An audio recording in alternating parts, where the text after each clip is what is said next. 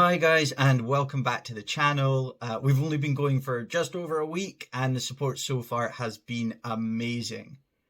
This video is going to be the first in a series looking at tabletop gaming and mental health.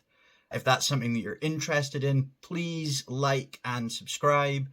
It's the best way for a new channel like mine to grow, and it really helps jump through those YouTube algorithm hoops. This video, don't worry, isn't just going to be me talking at the camera. I've got lots of nice pictures from the Mediocre Modeler, who is a very good friend of mine, has done a lot of commission work for me over the last couple of years.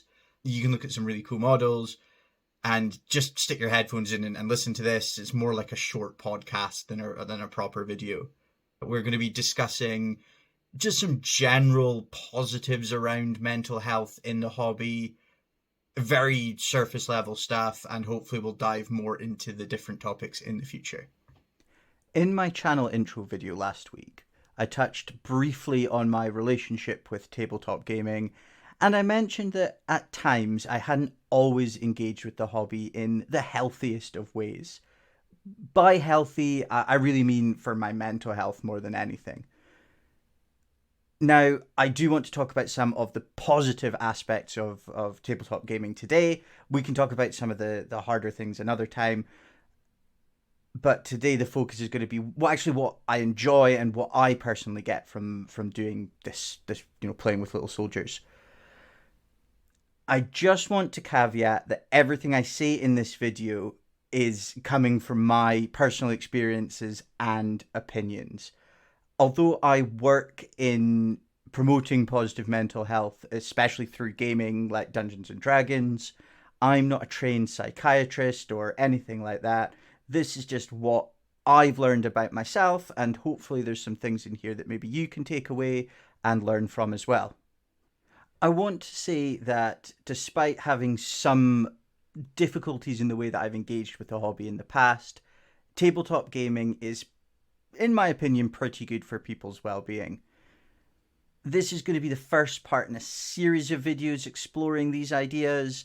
I want to keep things as positive as possible, so it would be great if you could share your own tips for unlocking all that tasty dopamine for your brain that you have learned to put into practice through your own hobby. Leave some comments down below, and we can hopefully share some good ideas.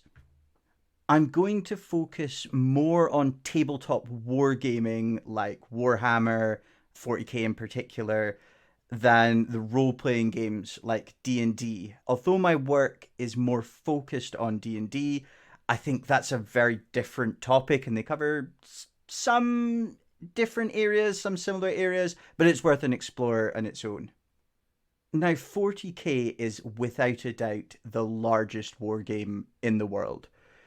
You can walk into almost any gaming club or store pretty much throughout the world and find at least one or two people regularly playing it in some form or another.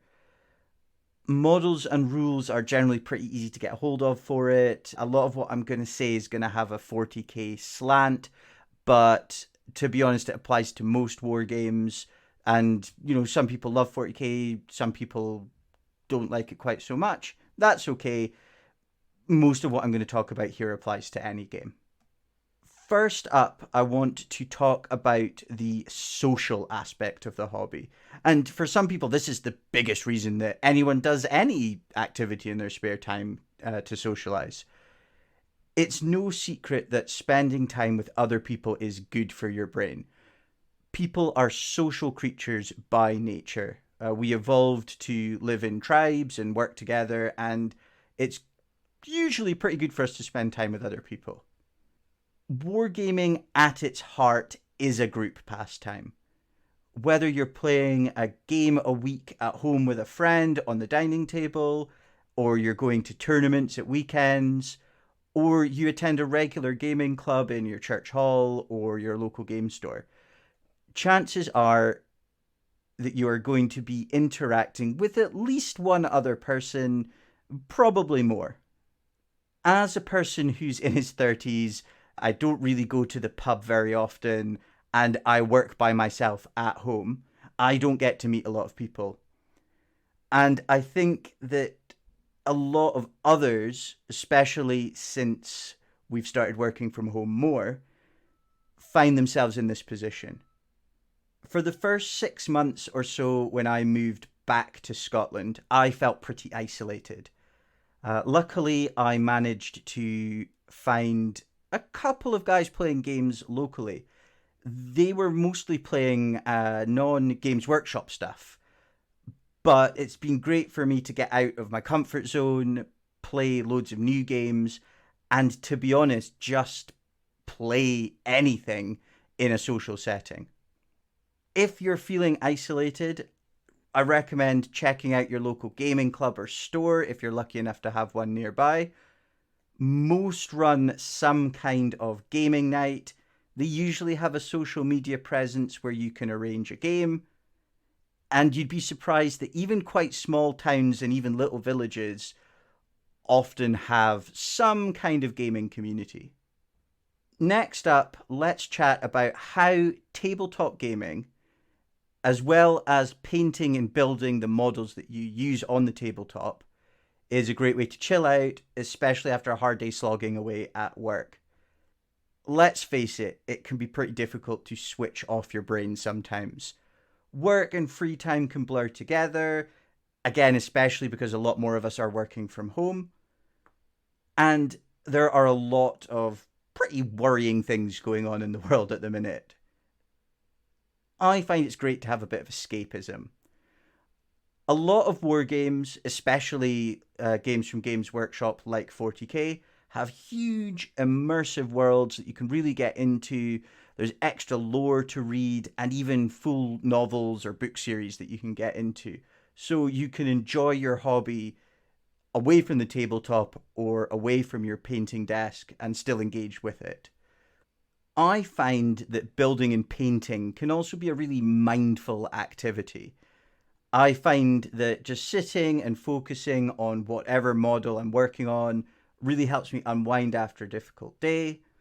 I'm just there in the present, in the moment, maybe listening to some music or a podcast or some kind of lore video from my chosen universe that I'm working on at that time.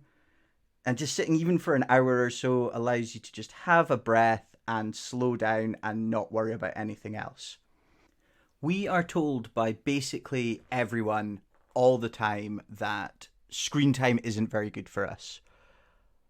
Whilst you can spend your time consuming lots of the excellent wargaming content that you can find online, or remember to like, share, and subscribe, having a project to work on in the real world that you can physically interact with is a pretty rare thing these days. And I'm aware that makes me sound very, very old.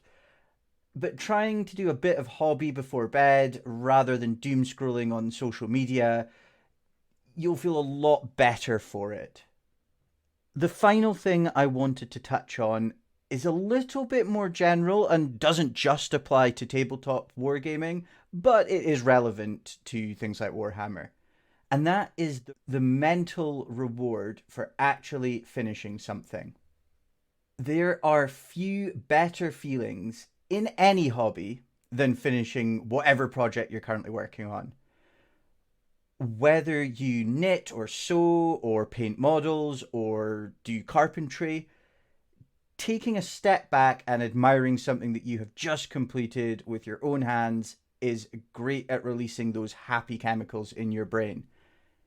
It's important, of course, to set manageable goals when working on any project, but that's probably a whole video on its own.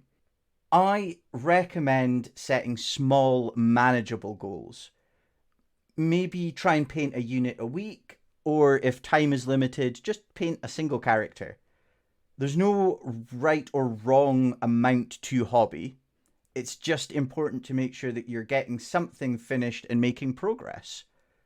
Now, you might think it's odd that I have pictures from a commission painter over this video, but it's something I wanted to talk on from my personal life. And that is that for a while, I find it really hard to pick up a paintbrush. I have a tremor in my hand. I still do, but I find it really, really difficult to pick up a paintbrush and do painting just because I felt I was going to ruin the models because of my tremor. I went to a commission painter because I wanted finished models and I wanted nice things to play with on the tabletop. But I still tried where I could to build as many of the models myself, because it still meant that I could engage with something and have a small goal to complete. Now, I'm aware that I have spoken about all of these things on a very, very superficial level. If you like these types of discussion videos, let me know in the comments, and I'll try to cover each topic in a bit more detail. I think next time I'm going to try and discuss some of the things I find challenging about the hobby and ways that I maybe am not as positive as I'd like to be, and what I try to do to keep on track. If any of that sounds interesting, you guys know what to do. Bye!